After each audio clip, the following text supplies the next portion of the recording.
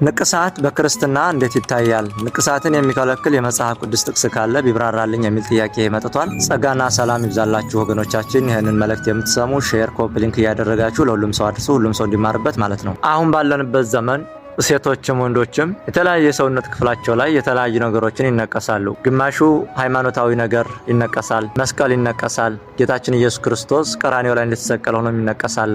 መቁጠሪያ እጁ ላይ የያዘ መስሎ ይነቀሳል። ምስለ ፍቅር ወልዳን ይነቀሳል። እና ለምን ተብሎ ሲጠየቁ ለዛ ነገር ፍቅር ስላለን ነው፣ ስለምንወደው ነው ብለው ይመልሳሉ ማለት ነው። ግማሹ ደግሞ መስቀልን ስለምወድ ነው የተነቀስኩት፣ እኔ እኮ ጌታን የተነቀስኩት ስለምወድ ነው፣ መቁጠሪያ የተነቀስኩት ስለምወድ ነው፣ እመቤታችንን የተነቀስኳት ስለምወዳት ነው ይላሉ። ለምን ተብሎ ሲጠየቁ ማለት ነው። ነገር ግን ይሄ ነገር ልክ አይደለም። ምክንያቱም እመቤታችንን የሚወዳት ከሆነ አንድ ሰው በመነቀስ አይደለም ፍቅሩን መግለጽ ያለበት ማለት ነው። ጌታን የሚወድ ከሆነ አንድ ሰው በመነቀስ አይደለም ፍቅሩን መግለጽ ያለበት። ጌታችን ኢየሱስ ክርስቶስ በዮሐንስ ወንጌል ምዕራፍ 14 ላይ ስናነብ ብትወዱኝስ ትእዛዜን ጠብቁ ይላል። ጌታን የሚወድ ሰው ትእዛዙን መጠበቅ እንጂ ሰውነቱ ላይ በተለያዩ ቀለሞች ሰውነቱን አድምቶ በሰውነቱ ላይ ስለሰአለው ፍቅሩን ይገልጻል ማለት አይደለም።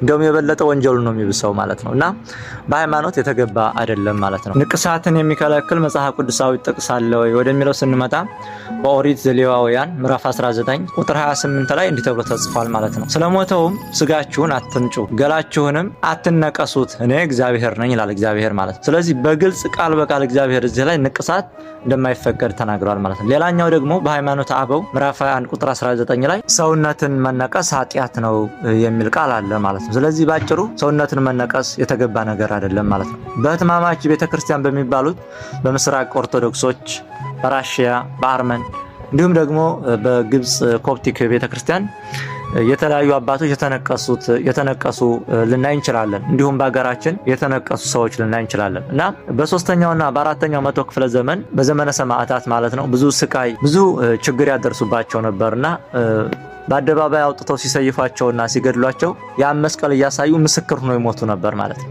ለመናገር ጊዜ ስለማይሰጧቸው ያን በግንባራቸው ላይ ተነቅሰው በእጃቸው በዚህ ላይ ተነቅሰው ለሰዎቹ እያሳዩ በአደባባይ ይሰየፉ ነበር ማለት ነው። ለምስክርነት ያነውን በጸሎት እግዚአብሔርን ጠይቀው ነው ማለት ነው እንጂ በድፍረት ተነስቶ መነቀስ ተገቢ አይደለም ማለት ነው። ስለ ንቅሳት ሲነሳ ማረሳው አሳዛኝ ታሪክ አለ። የሆነ ጊዜ ላይ የሆኑ ጥንዶች ነበሩና ተጋብተው ከጫጎላ እንደወጡት ሰሞን ልጅቷ ሄዳ ትነቀሳለች ማለት ነው። እና ንቅሳቱ ደግሞ የማይገባ ቦታ ላይ ነበር የተነቀሰችው ማለት እና ባልየው ያን ነገር ሲያይ ከባድ ጭቅጭቅ ተፈጠረ። ወደ ሽማግሌ ሄዱ ማለት ነው። እና ሽማግሌዎች ሲጠይቋቸው ሰውነቷን የማይገባ ቦታ ላይ ተነቅሳለች፣ የነቀሳት ደግሞ ወንድ ነው።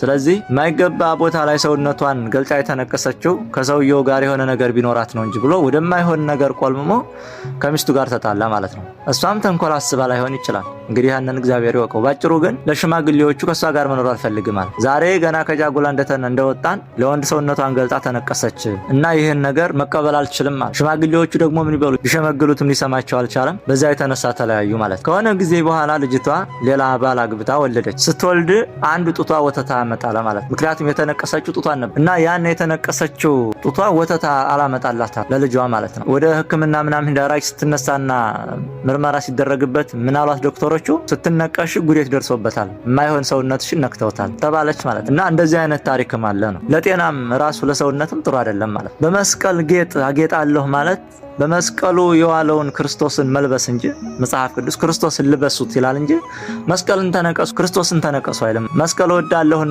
ብለህ በመስቀል ፍቅሬን ገልጻለሁ ብለህ መነቀስ ትልቅ ወንጀል ስለሆነ ማለት እና መነቀስ ተገቢ አይደለም። በዚህ ዘመንም እያየን ነው። ብዙ ሰው ይነቀሳል። ለምን ሲባል ከውጭ ያየውን ነው አገር በራሱ ላይ ማድረግ የሚፈልገውና ይህ ነገር ተገቢ አይደለም። መነቀስ ከውስጥ ነው፣ ከልብ ጌታን መንቀስ ከልብህ ላይ ነው። እመቤታችን ፍቅር ካለ መንቀስ ያለብህ በልብህ ላይ ነው፣ በጡንቻ ላይ አይደለም። እና ደግሞ ተነቅሳስ እንዴት ነው የሚሆነው? ለምሳሌ አንድ ሰው እመቤታችንን ተነቀሰ፣ በዛ ያንን ሰውነት ይዞ ሄዶ ዝሙት ይሰራል። ያንን የተነቀሰችው ነገር እዛ ሄዳ ዝሙት ትሰራለች። የጌታን የሾህ አክሊል የደፋበትን መስቀል ተሰቅሎ ሄዶ ዝሙት ይሰራል። እንዴት ነው የሚሆነው? ኧረ ተው፣ ድፍረት በዛ፣ ተገቢ አይደለም። እና አባቶችን በድሮ ጊዜ ቢነቀሱም በምክንያት ነው። ለሰማዕትነት አደባባይ ላይ ሲወጡ እየመሰከሩ እንዲሞቱ እንጂ ለጌጥ አይደለም ማለት ነውና ለጌጥ የምትነቀሱ ሰዎች እግዚአብሔር ጋር አትጣሉ ማለት ነውና የዛሬው መልእክት ይሄን ይመስላል። ሰላም